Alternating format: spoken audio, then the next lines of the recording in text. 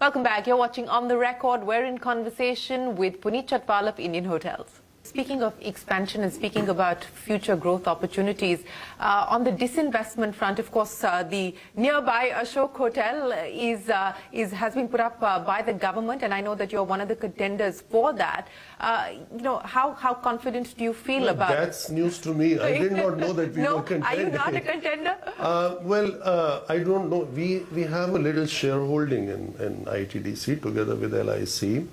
And Ashok Hotel is a very special hotel. It was built under special circumstances, and something you didn't know, I'll tell you today. I spent my initial years of career in that hotel, and I know every corridor of that hotel. So it would make sense then, wouldn't it? But it's not, it's not my private company.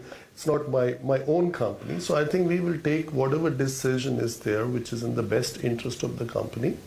There are very few people, or very few brands, better said, who have the capability to run an institution like the Ashok, and definitely Taj qualifies amongst one of those very few players that are there. It's a very, very iconic asset, and I would say it's maybe the best located asset in this part of the town. And but it's a lot of work in repositioning, redeveloping, and reimagining the Ashok.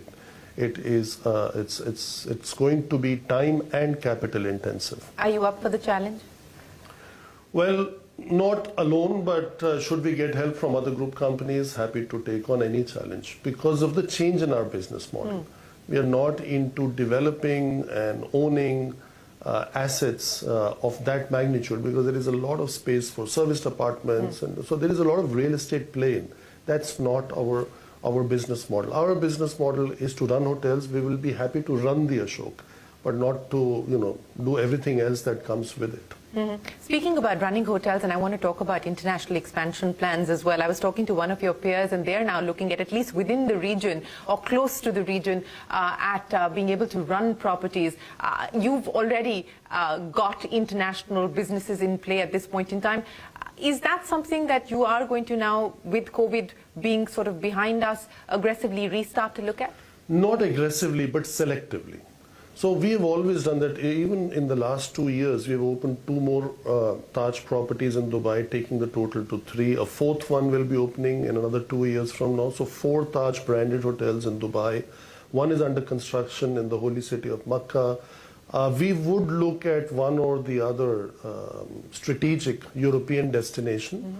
And also once we have better understanding of where our airlines are going to fly to, where we have that kind of competitive advantage, we will look at those, but definitely not to own any assets. We will not buy assets. We will manage third-party assets or enter into an operating lease with an institutional investor, which is a very common model in Europe. And we are very proud to have the Buckingham Gate, the St. James Court in London. The same is with the Pier in New York. And I also feel some nice properties like San Francisco and Cape Town will do us a lot of good going forward. So idea is to selectively expand without losing, without owning, and without losing focus on our home market, which is the Indian subcontinent. We want to take our portfolio to a kind of size that no one would have thought is possible in such a short term. So if we are today a total portfolio of 240 hotels with 65 hotels in pipeline, the guidance we have given is 300 plus, of which definitely no more than 30 will be outside of India. Okay. So 290 as a portfolio will be India-based, and hopefully next year, sometime mid of next year, we will be opening our 200th hotel in operation. So we are at 180 as we speak. So I think all in all, good news for us. Well, speaking about group companies, and you just alluded to the fact that you will decide on your selective international expansion plan basis the airlines expansion plan as well. Now you, of course, have Air India within the group's fold. What kind of synergies are we already seeing, and what more is to follow? Well, with both Air India and Vistara, I think we will see a lot of synergies going forward. It's not that we were not in business with either of them. Sure. Vistara, the flight kitchen, was almost from every station where we have a flight kitchen business was done by us. With Air India, it was less because of the government tender procedure, with the cheapest one getting the tender. But I think a lot of focus will be in Air India on repositioning it as a quality and a leader in quality. And I think with that, we will have good opportunities in serving hospitality in the air and also serving hospitality on the ground for Air India staff and key customers of Air India. And definitely we will look at synergizing with Air India as much as possible. Let's address the human capital issue. And as we were just discussing, there has been a significant reduction in the number of people that this industry is employing on account of the pandemic. And the view is that it's not going to go back to the kind of human capital requirements pre-pandemic. There is rationalization and perhaps right staffing, you could call it that. Was the industry overstaffed? Where do you see things in terms of hiring going forward? Well, I would not say the industry was overstaffed, but the upper upscale and luxury was definitely overstaffed. Were you overstaffed? I would say yes, for sure. So we were able to reduce our corporate overhead by 27%, or almost, let's say, 30% adjusted for inflation. But we did not lay off any people, but we were able to redeploy them because of our growth, because of growth within the group companies. As an example, we were able to send some of our people and give them a better opportunity with Tata Digital, because we joined with Tata Digital to be on the Tata New platform. So our people go and do a good job for our brands and the loyalty program in another group company. Similarly, some got good opportunities with, let's say, Tata Trust or Tata Consumer.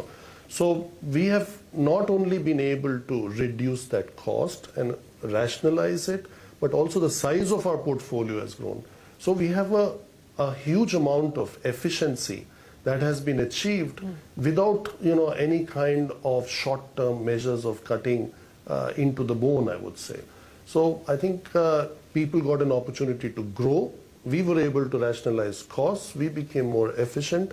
Our margins grew, and there has been no compromise on service. And Taj became the world's strongest brand for second year in a row, and India's strongest brand for a third year in a row. 1 year it was number 2, but as per brand finance. So there is that is the proof, whether you are on the right track or not. Let me end by asking you, Puneet, you've delivered a decadal high performance at this point in time. What kind of pressure is that putting on you? And what is the single biggest risk that you see to the projections that you've put? Well, I have always said the best is yet to come. So there is no pressure, because I've said it myself.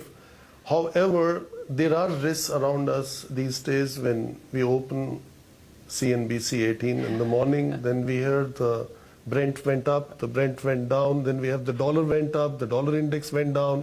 There is something happening in, the RRR, as I think the Morgan Stanley people said on your channel, the recession, Russia, and the rates hikes. So there are things which are out of your control. So whatever is out of my control, that does not bother. The job of the management is to mitigate through all possible crises. But these are things like COVID. We could not have done anything about it. What we did and how we conducted ourselves, that was under our control, and I think on that front we did well. But I do believe the best definitely is yet to come, and Q3 will be a good judge of that. Well, we wish you the very best of luck. Always a pleasure. Thanks very much for joining us here on The Record. Appreciate your time. And we hope that the festive season delivers on the kind of hope that you have set out for yourself and for the group. Appreciate your time. That is it on this edition of On The Record. We are going to take a break, but there's a lot more coming up for you on CNBC TV 18. From all of us here for now, goodbye. Many thanks for watching.